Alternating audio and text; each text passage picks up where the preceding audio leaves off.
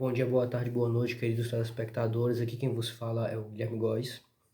Pessoal, nós sabemos que a vida de estudos é um negócio extremamente difícil e às vezes é muito complicado da pessoa estar conciliando uma série de coisas que a pessoa simplesmente tem que fazer durante o seu dia a dia, tem que estar levando várias coisas ao longo da sua vida e às vezes torna-se um negócio extremamente desafiador a pessoa conciliar, né, o seu dia a dia com o estudo. Só que muitas vezes as pessoas elas não têm uma noção do quanto que de fato a vida intelectual é um negócio exigente. E isso eu acho que é algo extremamente importante, principalmente para as pessoas que estão ingressando em universidade ou que já estão na universidade já há algum tempo. E, por vezes a pessoa que ingressa na universidade ela se depara com um ambiente totalmente novo, muito diferente do ensino médio. E ali ela pode acabar achando que aquilo dali é o ápice do que se poderia exigir dela no que se refere ao seu desenvolvimento intelectual. Só que não é bem assim.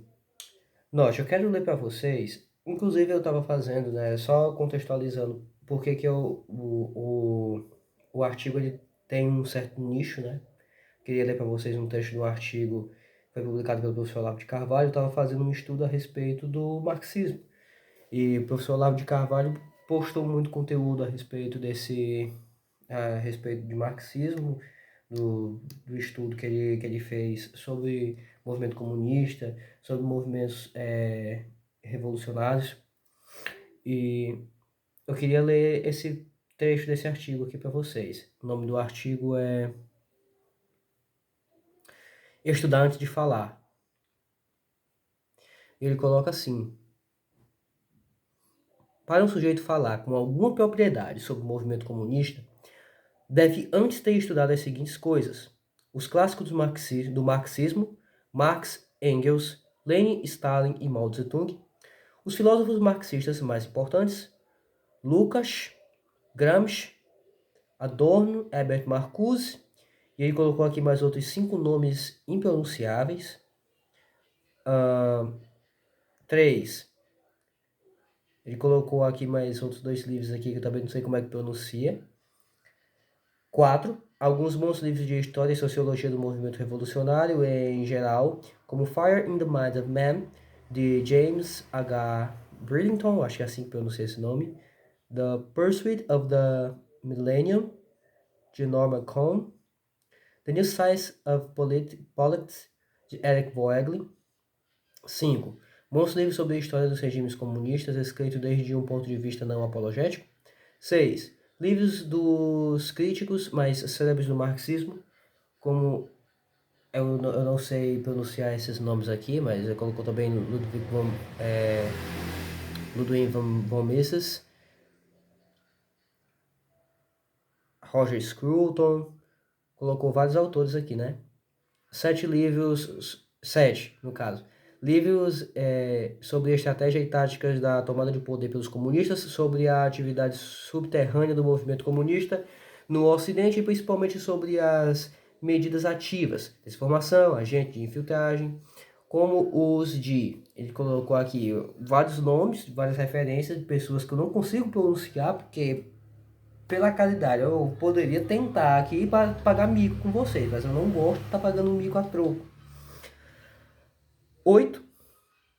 Depoimentos do maior número possível de ex-agentes ou militantes comunistas que contam a sua experiência a serviço do movimento ou de governos comunistas. Aí ele vai colocar aqui aqueles nomes muito esquisitos.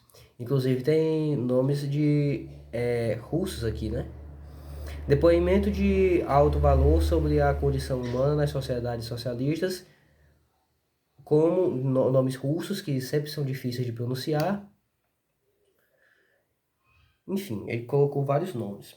E aí ele continua aqui, ó. É um programa de leitura que pode ser cumprido em 4 ou 5 anos por um bom estudante.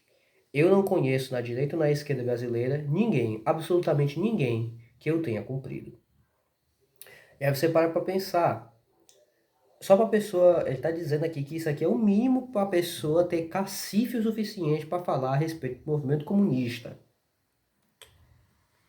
Esse é o mínimo exigido para a pessoa ter esse tipo de direito. E aí, você pensa, cara, um programa de estudos que seguido por um bom estudante levaria 4 anos para ser cumprido, 4 anos é o tempo médio da pessoa fazer uma licenciatura aqui no Brasil. Dependendo da área, né, que você for fazer, você concluir um curso de ensino superior. Aí, cara, tu para pensar. Dentro do curso de ensino superior é cobrado, além de um tema principal, é cobrado vários outros subtemas. E todos eles você vai ter que dedicar, se você quiser ter o direito de fazer. Se você quiser ter cacife suficiente para fazer um trabalho bem feito, você vai ter que ter uma bagagem cultural muito grande, você vai ter que ter um domínio muito grande daquele conteúdo. Se a gente parar para pensar sobre o apontamento feito aqui pelo professor, nós temos primeiramente, cara, tem duas coisas que eu gostaria de apontar aqui para vocês. É que esse mínimo que o professor apontou, ele ainda é insuficiente. Por que ele é insuficiente? Porque é o seguinte, muitos dos livros dos autores que ele colocou aqui, eu não pesquisei todos, né, obviamente, mas você pode ter certeza, muitos deles você não vai encontrar em português. Ou seja, para que tu consiga cumprir esse programa, tu vai ter que ter vai ter que ter uma certa proficiência dentro do inglês, pelo menos. Até porque, né, os americanos eles gostam muito de traduzir vários livros, então provavelmente você vai conseguir todos os livros escritos em inglês, traduzidos para o inglês. E outra coisa também, se tu quiser transformar isso em um trabalho em texto, né, se você quiser colocar nesse tipo de formato, faz-se mister. Que você escreva isso direitinho.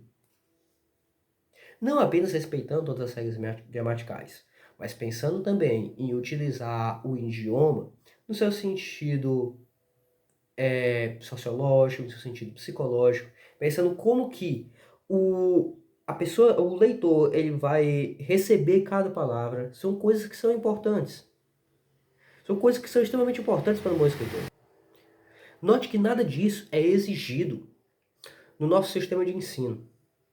Então, às vezes a pessoa ela entra na faculdade, ela acha que aquilo ali é o ápice do que poderia ser exigido a ela, e então, se ela for querer se dedicar verdadeiramente à vida intelectual, ela vai descobrir que, na verdade, as universidades em geral,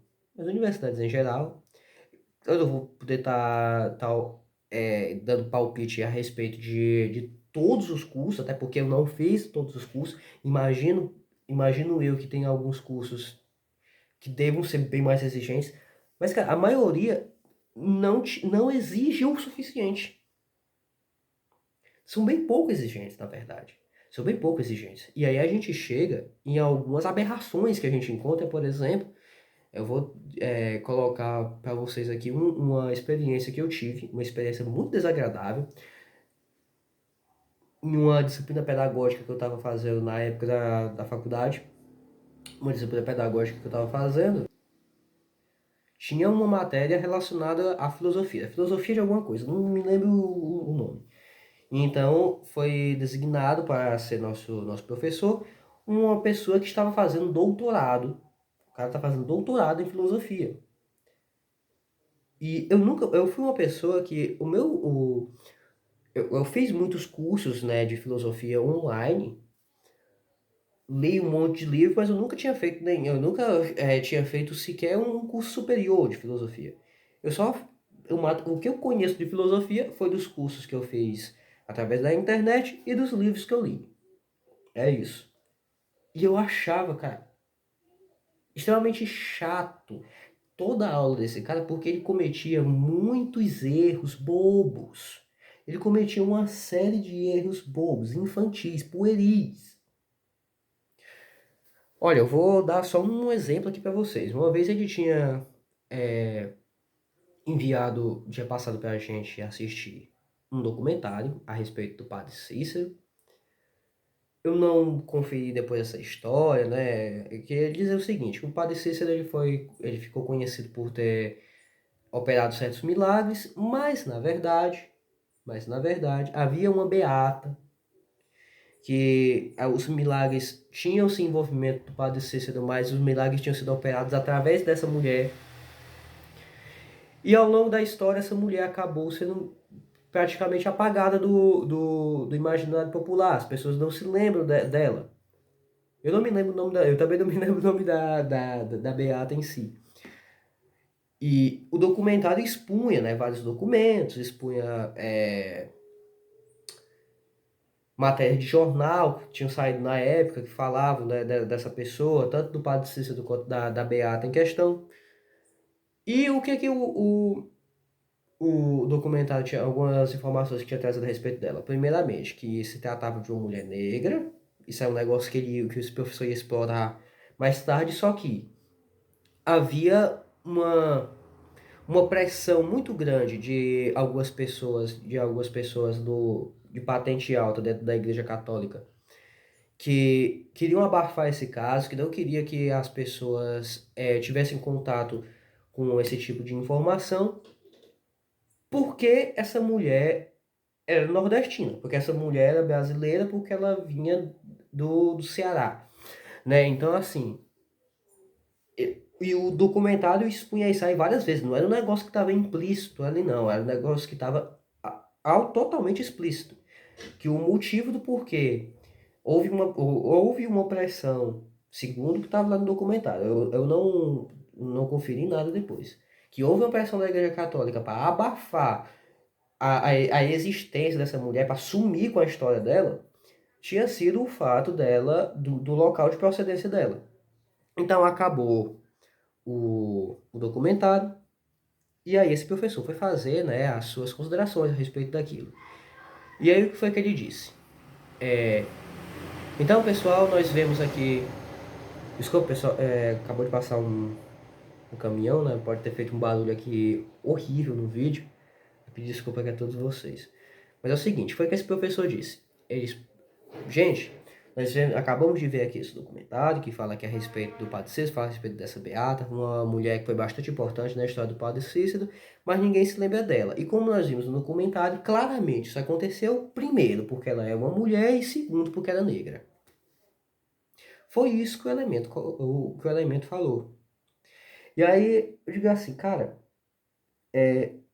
primeiramente, não foi isso que foi. Não foi essa a mensagem que o documentário, que você mesmo passou, nos trouxe. E segundo, eu, Guilherme Góes, não sou católico. Eu não sou católico. Eu acredito assim, cara, se a gente temos vários motivos para trazer vários apontamentos, várias críticas à Igreja Católica. Só que a gente tem que ser justo. Nós temos que ser justos. Olha, você pensa que é o seguinte, dentro da Igreja Católica existe a valorização de inúmeras figuras femininas. Figuras femininas que, cara, as pessoas prestam várias homenagens a elas, né? Como, por exemplo, a Maria, Mãe de Jesus. Então, eu não posso acusar a Igreja Católica de ser misógina, eu não posso acusar a Igreja Católica desse tipo de coisa. E aí, a questão do racismo, de novo,